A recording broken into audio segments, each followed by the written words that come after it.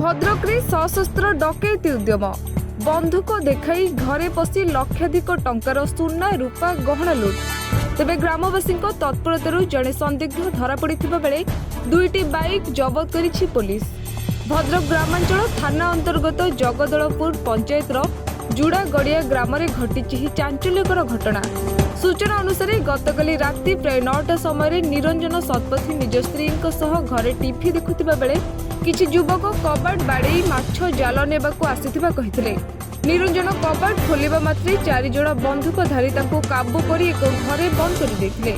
परे घरे थिबा सुना रूपा गहना और नगद मिसाई लक्षाधिक टंकार संपत्ति लूट करिथिबा अभियोग होइछि। एही समय कौनसी सूत्ररू खबर पाई ग्रामवासी घर को फेरी दैथिले। घटनास्थल जड़े संदिग्ध को काबू करने सह डकायत माने व्यवहार करथिबा दुईटी मोटरसाइकेल को अटक रखिथिले। खबर पाई ग्रामांचल पुलिस पहुंची तदंत आरंभ करिछि। पुलिस आसुथिबा जानी अन्य अभियुक्त माने घर पछपट पोखरी देई फेरार होइथिबा संदेह करा जाउछि। पुलिस दुईटी बाइक जबत करने सह फेरार अभियुक्त को धरिबा पई चढ़ाऊ जारी रखिछि।